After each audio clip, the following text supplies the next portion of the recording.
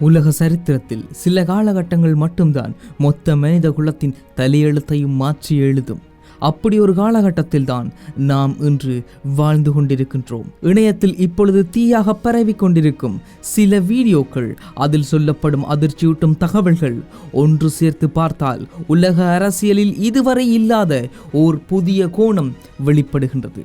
Donald Trump தன்னுடைய பாணியில் ஒட்டுமொத்த உலக மக்களின் காவலன் நான் என்றும், உலகம் அறிந்திடாத பல உண்மைகளை நான் சொல்ல போகின்றேன் எனவும் பல மர்மமான கோப்புகளை அவிழ்த்து விட்டுள்ளார். உண்மையை சொல்ல போனா, ஒரு பக்கம் டொனால்ட் ட்ரம்ப் திடீரென்று சீனாவுக்கு பயணம் செல்கிறதும், இன்னொரு பக்கம் பல வருடங்களாக அமெரிக்கா மறைத்து வைத்திருந்த ஏலியன்கள், அதாவது UAP என குறிப்பிடப்படும் ரகசிய கோப்புகளை மக்களின் பார்வைக்காக வெளியிடுவதும், இது எல்லாவற்றிற்கும் மேலாக மத்திய கிழக்கில் ஈரானோடு ஒரு நேரடி போர் மூண்டு கொண்டிருப்பதும், அவை அனைத்தின் உச்சகட்டமாக வெனிசுவேலாவை அமெரிக்காவின் 51வது மாகாணமாக டொனால்ட் ட்ரம்ப் அறிவிப்பதும், இது ஒட்டுமொத்த உலகம் முழுவதும் ஒரு சர்ச்சையையும் பரபரப்பான சம்பவங்களையும் ஏற்படுத்தி கொண்டிருந்தாலும், டொனால்ட் ட்ரம்ப் உண்மையிலேயே தனி மனிதராக அவர் இப்படிப்பட்ட ஒரு நபரா என்று கேட்டால் ஆம் என்பதே பதிலாக வருகின்றது.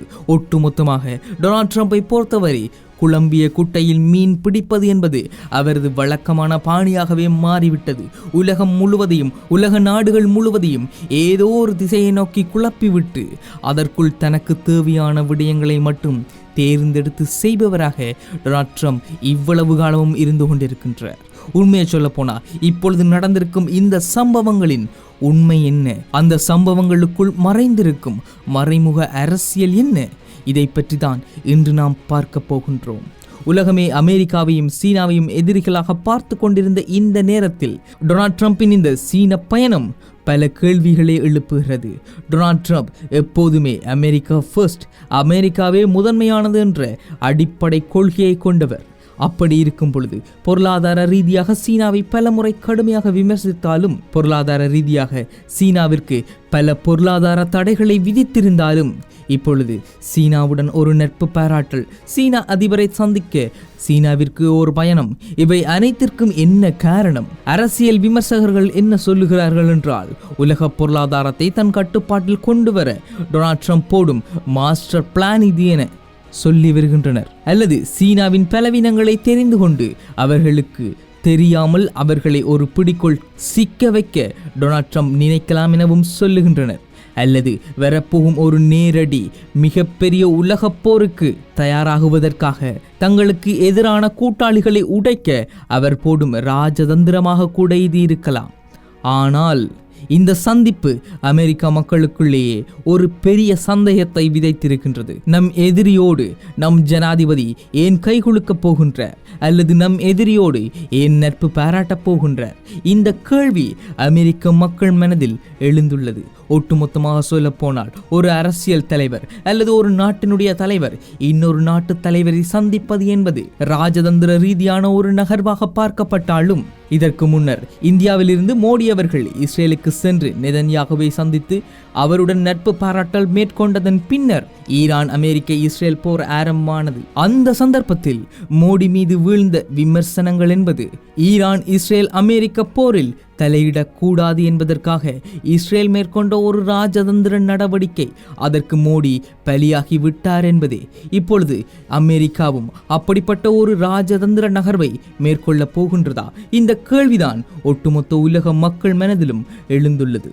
மறுமுனையில் அமெரிக்க ஜனாதிபதி டொனால்ட் ட்ரம்ப் இவ்வளவு காலமும் இல்லாமல் ஒரு ஆகப்பெரும் சம்பவம் ஒன்றை செய்துள்ளார். டொனால்ட் ட்ரம்பின் சீன பயணத்திற்கு முன்னர் அவர் இன்னொரு பக்கமாக பல வருடங்களாக அமெரிக்கா மறைத்து வைத்திருந்த ஏலியன்கள், அதாவது UAP என அழைக்கப்படும் அன்ஐடென்டிஃபை ஏரியல் ஃபினாமினல் ஆப்ஜெக்ட்ஸ், அதாவது வானில் நடக்கக்கூடிய மனிதர்களால் ஏற்படுத்தாத இயற்கையும் அல்லாத ஏதாவது நிகழ்வுகள், இதை பற்றிய கோப்புகளை அமெரிக்கா இவ்வளவு காலமும் மறைத்து வைத்திருந்த UAP குறித்த ரகசிய கோப்புகளை வெளியிட்டிருக்கின்றார். இது எல்லாம் போதாது என்று மத்திய கிழக்கில் ஈரானோடு ஒரு நேரடி போர் மூலம் அபாயம் நிலவுகிறது. அதாவது உடன்பாடு எதுவும் எட்டப்படாவிட்டால் அல்லது அமெரிக்காவுடன் ஒப்பந்தம் ஏற்படாத அளவிற்கு அவர்களது ராஜதந்திர ரீதியான நகர்வுகள் தோல்வி அடைந்து கொண்டிருக்கும் இந்த சந்தர்ப்பத்தில் ஈரான் ஒரு அறிக்கையை வெளியிடுகின்றது.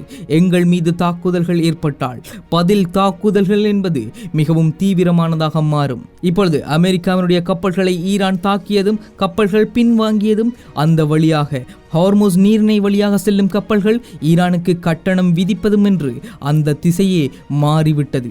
ஒட்டுமொத்தமாக சொல்ல போனால் போர் மூலம் அபாயம் ஒரு பக்கம் இருந்தாலும் இது எல்லாவற்றிற்கும் மேலாக உச்சகட்டமாக வெனிசுவேலாவை அமெரிக்காவினுடைய 51வது மாகாணமாக மாற்றப் போவதாக ஒரு புகைப்படம் ஒன்றை அமெரிக்க ஜனாதிபதி டொனால்ட் ட்ரம்ப் தன்னுடைய ட்ரூத் சோஷியல் தளத்தில் வெளியிட்டிருக்கின்றார்.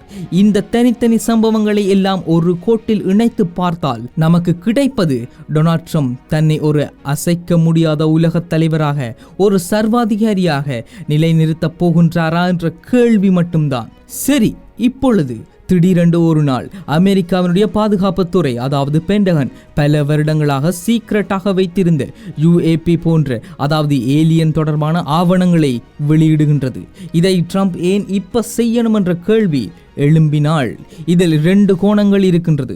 ஒன்று, ட்ரம்ப் மக்களுக்கான தலைவர், அரசாங்கம் பல வருடங்களாக மறைத்து வைத்திருந்த உண்மைகளை மக்களிடம் கொண்டு வந்து சேர்ப்பதில் நான் மட்டுமே முனைப்போடு இருக்கின்றேன், ஆகவே நான் மக்களுக்கான தலைவன் என மார்தட்டிக் கொள்வது. 2வது கோணம் என்னவென்றால் திசை திருப்பல். ஒரு நாட்டின் மிகப்பெரிய அரசியல் மாற்றங்களையோ அல்லது பொருளாதார வீழ்ச்சியையோ மக்கள் கவனிக்க கூடாது என்றால் அங்கு கவனத்தை வேறு பக்கம் திசை திருப்ப வேண்டும். அதுபோன்ற ஒரு பிரம்மாண்டமான விடயங்களை அரசாங்கம் கையில் எடுக்கும் பொழுது பல சதி கோட்பாட்டாளர்கள் அதாவது கான்ஸ்பிரசி தியரிஸ்ட் இப்படியான ஏலியன் போன்ற விடயங்களை பல முனைகளுக்கு பரப்புவர். அப்படி என்றால் ஒட்டுமொத்த மக்களின் கவனமும் ஒற்றை திசையை நோக்கி குவியும். அதுதான் ஏலியன்கள்.